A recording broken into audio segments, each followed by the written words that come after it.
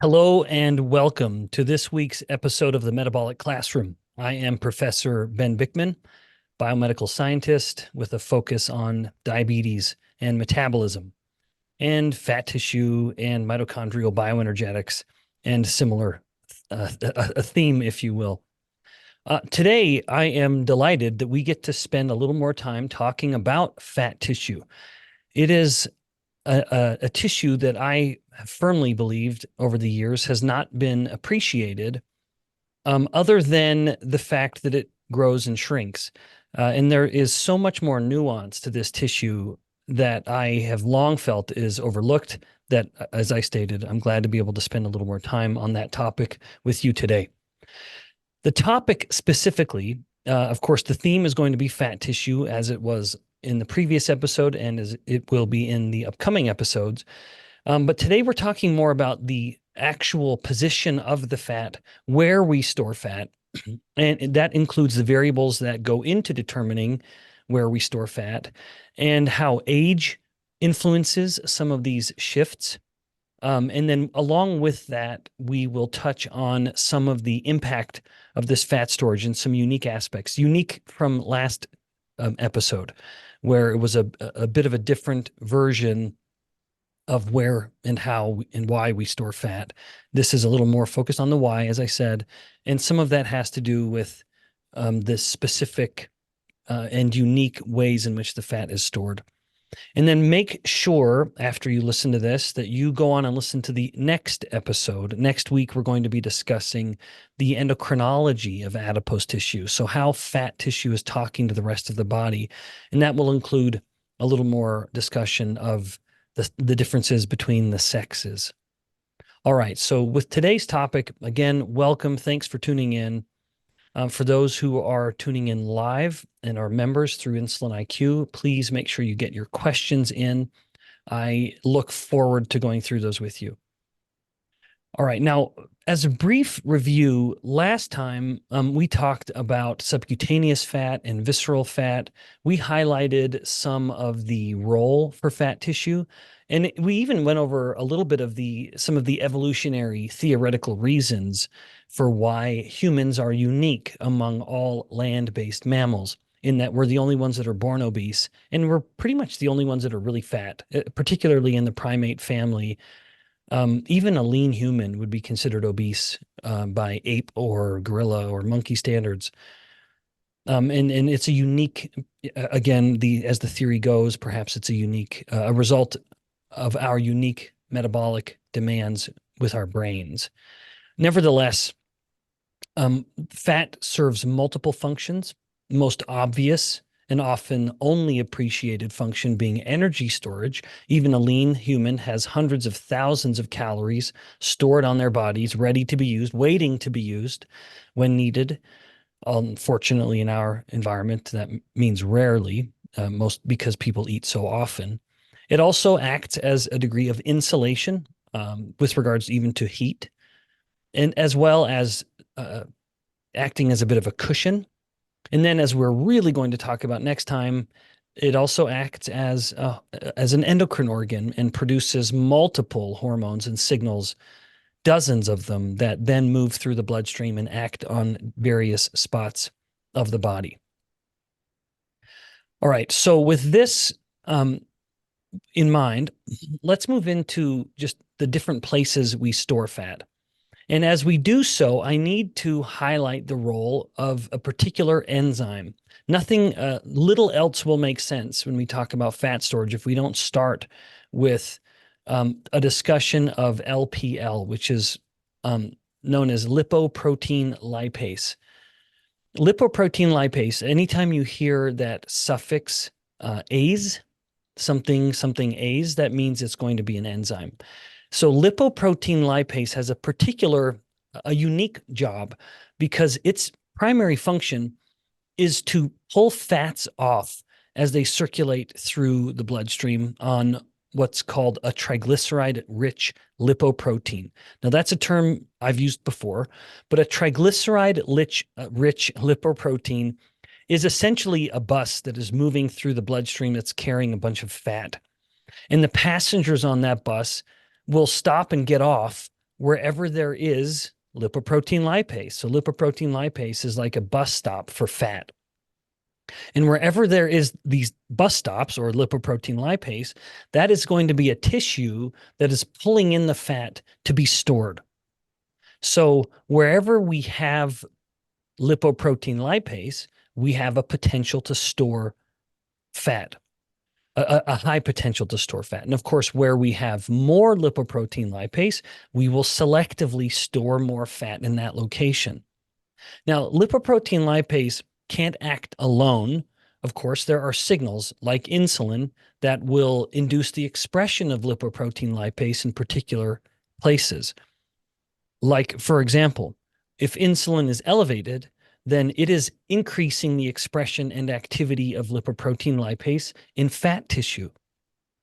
When insulin is low, it is reducing the activity of lipoprotein lipase in fat tissue. And in fact, in that same like an example of exercise, when a person is undergoing frequent exercise, it's increasing the expression of lipoprotein lipase at muscle tissue because the body is essentially being trained, the muscles are being trained to burn more fat for fuel.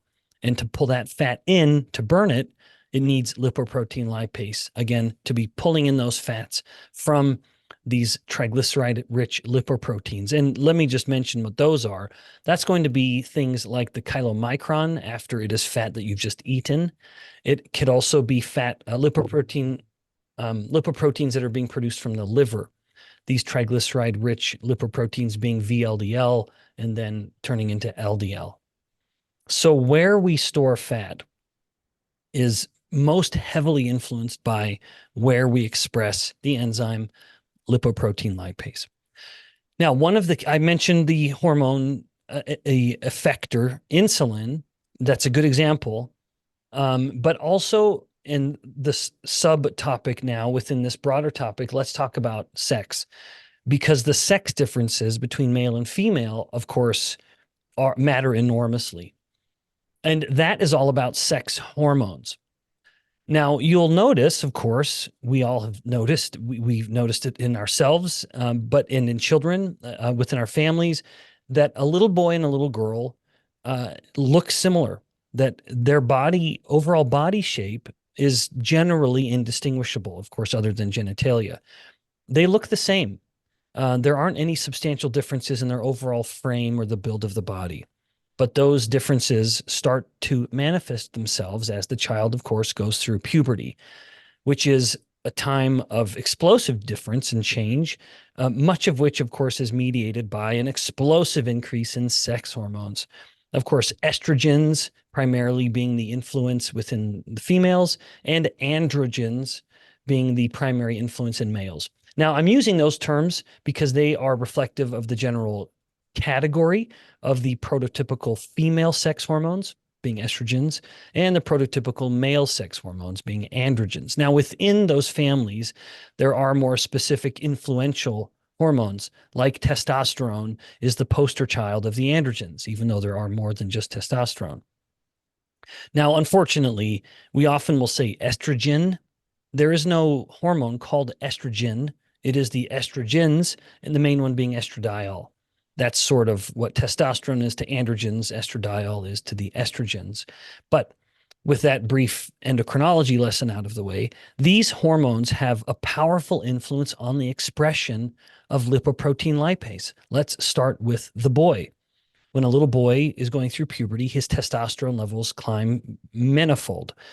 And this will start to increase the expression of lipoprotein lipase in the central abdominal region of his body. Now, that does not mean he begins to only get belly fat, because at that same time, testosterone is inducing significant growth of mass, lean mass, bones, muscles. And of course, there's IGF-1, which is a growth hormone kind of derivative, and growth hormone itself that are influencing growth.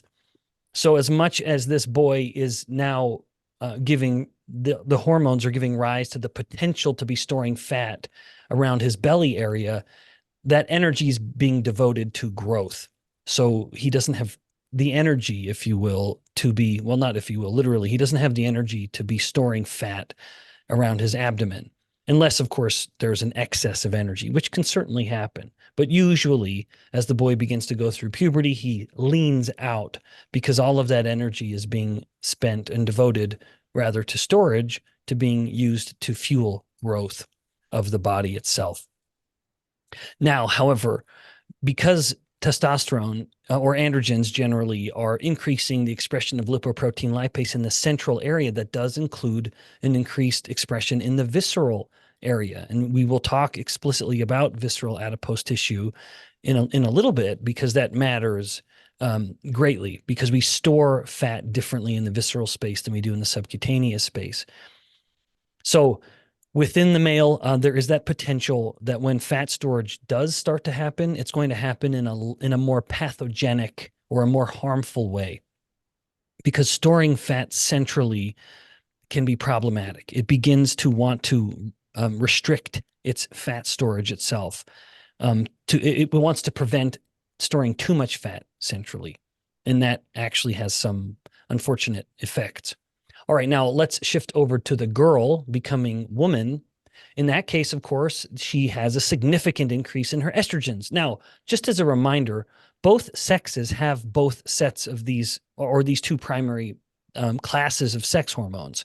Males have androgens and estrogens. Females have estrogens and androgens, albeit in a slightly different proportion, specifically relatively higher in estrogens.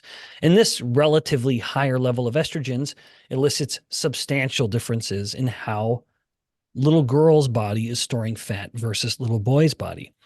Whereas the androgens are inducing the expression of lipoprotein lipase in the central abdominal area of his body, the androgens are inducing the expression of lipoprotein lipase in her body in the distinct female areas like breasts, buttocks, and hips.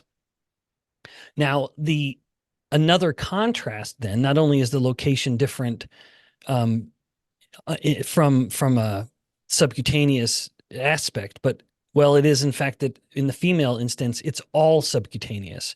The estrogens are not increasing the expression of lipoprotein lipase in the visceral area, the central area. It's only in this subcutaneous depose. And this is very much why the female can have more fat than a male, and in fact is by design supposed to. I'll revisit that in just one second, and be healthier. It's because she's storing her fat in a subcutaneous depot, and that is a healthy place to get fat. Healthy for reasons we'll get to in just a moment. Now, the point that I mentioned that I would revisit is that estrogens also, in addition to increasing the expression of lipoprotein lipase in these prototypical female fat depots, breasts, buttocks, hips, it also increases the action of storing fat. And this is a unique aspect because of the sex hormones, where she's storing more fat, but at the same time, she is also burning more fat. In fact, it's a pretty substantial increase. But I want to emphasize, as I did in the previous episode, that it's this turnover overall that's higher, but even still, the net effect is a body type that is storing more fat more readily. And that is the estrogen. That is an effect of the estrogens. Now, there are some obvious benefits to storing fat in the subcutaneous space metabolically, but of course, which I've alluded to and I'll get to more in detail in a moment, but also just for the sake of reproduction and fertility. It doesn't behoove a woman to be storing fat viscerally if she has the potential to grow a baby in that same visceral space. And so it makes a certain amount of sense, evolutionarily or by design, to not have fat being stored in the visceral space in a healthy woman who hopes to reproduce. Because then, of course, there is a physical competition for space. And she wants to devote that space. Her body wants to be able to devote that space to the baby rather than fat tissue. So by storing fat subcutaneously, it literally moves it all out of the way. Now, what about when a woman is no longer fertile and has gone through menopause? There are a lot of changes, of course, that happen, and this will be a focus of a different metabolic classroom, because it's a fascinating topic to explore. But within the realm of just fat storage, when a female goes through menopause and the ovaries have run out of follicles, there's no more eggs there, then the composition of her ovaries, the cellular composition begins to change, and the relative amount and the activity of the very highly active sex hormone producing cells begin to reduce. That's the theca cells and the granulosa cells. She just has fewer of them. And there's relatively just more of other cells that have kind of filled the space. But even still, the ovaries have shrunk because of the loss of this mass of granulosa cells and theca cells, which itself is a product of the loss of follicles because she's not ovulating anymore. So during or with menopause and the reduction in estrogens, which very much happens, she begins to shift where she stores her fat, and it's not uncommon for the woman during menopause to find that she begins to store less fat in the breasts, buttocks, hips, and relatively more in that central region. So it's almost as if her body fat pattern storage is starting to default somewhat closer to the males. Now, never completely, thankfully. The body type will still obviously be female. We clearly know that to be the case. But nevertheless, there is a shift. And interestingly, and we're going to revisit this next week, so I'm just giving a bit of a teaser, the fat tissue becomes one of the main sources of estrogens in her body. Her ability to create estrogens from androgens becomes more relevant in her fat cells as the ovaries begin to quiet down a little bit. But with all that having been said, because she's storing more of her fat in that central, even visceral region, like her male counterparts have long been doing, she begins to have an increased risk, or the increased disease risk that goes along with storing fat there. So she starts to become somewhat mortal, if you will, metabolically speaking, getting closer to the level of disease risk that her male counterparts have. Not totally related to fat mass, but more closely. All right, so that is the differences between the sexes, which hopefully by now you can appreciate is quite profound. Now, let's just touch on age, because it changes a little bit with age, the nature of the fat storage, as well as somewhat locations. So this one is a little oddly placed within this broader topic, but it still fits generally. Of course, as we mentioned last time, during infancy and childhood, a child has, particularly infancy, much of the fat in the baby is brown fat, which is a very high metabolic rate fat, as we discussed previously. To help baby be warm when baby's generally less capable of shivering because muscles are not quite up to the job. During this time of infancy and childhood, as the child is gaining fat mass, which is good and healthy, it's mostly through hyperplasia. So the multiplication or the proliferation of fat cells. So hyperplasia is accounting for the fat mass getting bigger. Now, as the child transitions into adolescence, the number of fat cells starts to plateau. And then any further fat gain, once the child has transitioned through adolescence and is now in their adult body, which is typically going to be mid-teens in girls and late teens, even early 20s in boys. Boys are late bloomers and some even later than others. So some boys actually don't fully stop adolescence or end adolescence until they're in their early 20s, 20, 21. It's possible. And so that is the point generally where the production or the change in the number of fat cells plateaus. That starts to curve off, and now hyperplasia is generally done. And any further growth, any further change in fat mass is going to be through hypertrophy. Now, you'll recall from previous discussions that hypertrophy is an unhealthy way for fat cells to grow. And we're going to revisit this more in just a moment, because there is an influence here that we need to revisit with regards to visceral versus subcutaneous fat.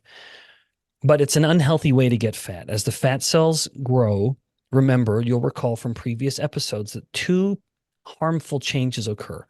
One, as the fat cell has undergone such substantial hypertrophy so as to increase its volume by 10 or even 20 times, which is a growth that no other cell is capable of, it begins to become insulin resistant to restrict its own growth.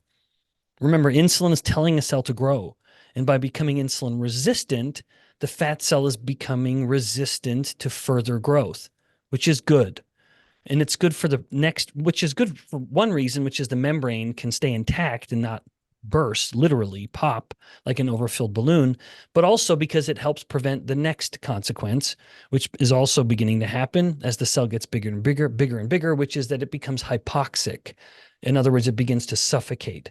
And as it gets pushed further and further away from capillaries, the life-giving blood and all of its oxygen and other metabolites that it needs to receive and give back to clear out. As it is getting pushed further and further from capillaries, it becomes ever more pro-inflammatory. Now, that may sound strange, but one of the effects of activating or releasing these pro-inflammatory molecules is the growth of new blood vessels. So even here, just like the overfilled fat cell becoming insulin resistant to protect itself from further growth, the hypertrophic fat cell is trying to protect itself by belching out a small catalog of pro-inflammatory cytokines in order to correct its hypoxia. Now, that got us into adulthood, lest it seem like I forgot the overall topic. But during this time, of course, the child or the adult is storing fat in the prototypical fat storage depot based on their sex. Now, there's always some familial variability here. Familial variability being that which is determining LPL expression that goes a little beyond sex. It's, some men and women simply store fat in slightly different places, and that's going to be an inherited attribute. Now, interestingly, throughout the rest of this person's life, the number of fat cells they have is going to be quite static. If a fat cell dies, which it does, fat cells are not immortal. They're very long-lived, though, many years indeed, that once a fat cell dies, it's generally replaced until they get into their 60s or so. And then at that point, the number of fat cells a person has starts to drop. Now, that may sound like a good thing, but if a person is still eating a diet that is spiking insulin and providing sufficient energy as it did before, the body is still going to want to store the same amount of fat that it did before because it's diet that's largely dictating how much fat you're storing. And so if cell number is going down, how do we store that fat? Well, that means the size of the fat cell is going to go up. So the fat cells become more and more hypertrophic. And even worse, they begin to increase the potential of storing fat ectopically. So this is now coming full circle back to the topic of where we store fat. Ectopic is a word you're probably familiar with. You've heard it in other contexts. Ectopic means something is happening where it's not supposed to be happening. And if you are storing fat outside in a tissue other than your fat tissue, that is ectopic. So this is increasing the likelihood of the person storing fat in their liver or storing fat in their pancreas or storing fat excessively in their muscles and other tissues. Many tissues, even in their tongue and in their throat region, which is making it difficult for them to breathe when they lie down to go to sleep. So there are a number of places the fat can be stored when it's not being stored in the fat cells, which again begins to be problematic as a person transitions into older age. And as a part of this, during that elderly time, it is increasing the likelihood. We start to lose more and more visceral fat cells, subcutaneous. We begin to lose more subcutaneous fat cells, increasing the likelihood of fat storage in the visceral space. Now, the next topic I wanted to get to was the difference between hyperplasia and hypertrophy. And now that I'm here, I find that I've discussed it a little more than I'd intended up until this point. But let me just bring it up again based on the differences between subcutaneous and visceral. As I mentioned earlier, there's a problem with storing too much fat in the visceral space. Now, even men, while there is no uterus and no potential to have a baby stored within that abdominal space, there is still a lot of other important things that are stored there, like the intestines and the liver and the kidneys. I mean, all of these important organs are there. And so it stands to reason that we don't want to store too much fat there, lest it begin to physically compress blood flow and tissue function. And so if you were to guess how visceral fat tends to store fat, which option do you think would be the most common, through hypertrophy or hyperplasia? Remember, Hyperplasia is the reproduction or the multiplication of fat cells. That, of course, has an almost limitless potential if it's turned on. And whereas hypertrophy has within it a built-in regulator, because you're not going to make more fat cells, and the fat cells can only get so big. So if you were thinking visceral fat storage promotes or tends to go down the path of hypertrophy, you nailed it. That is what happens. And that is generally why the visceral adipose becomes so problematic, because it's only going to grow through hypertrophy. At the same time, it's a part of its function beyond energy storage and insulation and hormone production is actually an involvement in the immune system. The visceral fat is loaded with lymph nodes, for example. And so it's no surprise to find that there are a lot of immune-related cells within visceral fat, particularly macrophages. And macrophages can become highly pro-inflammatory, and indeed they do, particularly as they get loaded with fat that is being leaked out of the hypertrophic visceral adipocytes. And those lipid-loaded macrophages become what's called foam cells, because if you look at them under a microscope, it looks like they're filled with little air bubbles, but it's actually little fat bubbles. And as they get loaded with lipid, they become very pro-inflammatory, compounding the already pro-inflammatory environment of the hypertrophic fat cells. Now, in contrast to all of this and the hypertrophy of the visceral fat is the hyperplasia of the subcutaneous fat. And this, of course, is a more female-specific phenomenon driven by estrogens. But generally, a woman has a greater hyperplasia at particularly the buttocks and hips.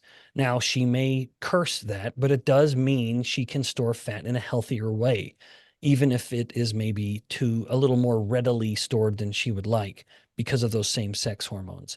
So the estrogens are increasing the hyperplasia capacity, or the hyperplastic capacity of that subcutaneous fat. Now, underlying all of this is the fact that visceral fat and its hypertrophy wants to be burned. So cell for cell, gram for gram, visceral fat will be breaking down its fat to be burned much, much higher than subcutaneous fat at any given moment. And it's much more sensitive to any of the epinephrine or adrenaline signal that may exist in the body, whether that's coming through exercise, whether it's coming through an increase of epinephrine through cold exposure, through caffeine consumption. All of these stimuli that increase epinephrine are going to have a much greater effect at visceral fat than subcutaneous. So let me just state that again. Visceral fat burns more readily, or is more readily broken down, to be more precise in my language, than subcutaneous fat is. It wants to be burned. The body doesn't want to be storing too much fat there. And this could be one of the reasons why men are able to burn fat and lose fat a little more easily than women, because they're storing fat in a place that literally wants to be burned more. Now, one final discussion here, and this was actually something I just highlighted on social media, which is the effect of non-caloric and even non-overtly endocrine signals, which is signals coming from plastics. There was a fascinating study published a few years ago by a chemistry group that looked at the degree to which various chemicals in plastics are capable of inducing fat cell growth.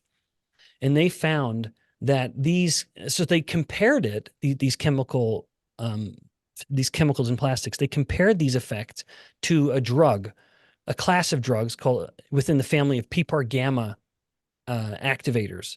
And these drugs are known to increase fat production and fat storage. And they found that these plastics or plasticizers, these molecules like polystyrene, propyl, urethane, PVC, all of these chemicals that can be leached from plastic. And interestingly, they actually obtained these chemicals from normal everyday plastic sources like a yogurt cup or a plastic water bottle. I mean, it was pretty sobering. But all of these chemicals except one increased the growth of the fat cells more than the drug did. It was all equal or greater effect. And even the one that wasn't as great, it was still in the same range as the drug itself. So a pretty shocking effect here of the plastics that just induce promoting overall fat storage. All right. So let's conclude then. So as summary, we talked about just a brief primer or overview reminder of why we store fat, and how. That was particularly the previous episode discussion. We focused on the role of lipoprotein lipase and its influence by hormones, even insulin and exercise, non-endocrine signals, as well as, and most especially, sex hormones, including the changes that happen with menopause and changes that occur over the life of an individual through aging. And we talked a little bit about the differences between hyperplasia versus hypertrophy and how those differences are reflected in specific fat depots within the body, whether it's subcutaneous or visceral. And then even a little hint of some strategies, which is going to be the topic of a very near upcoming in 2 episodes discussion of how to lose this fat, what we can do about it, but a little review, a little sort of whetting the appetite with regards to a mention of the effect of epinephrine, particularly on visceral adipose tissue. I hope that this has been helpful.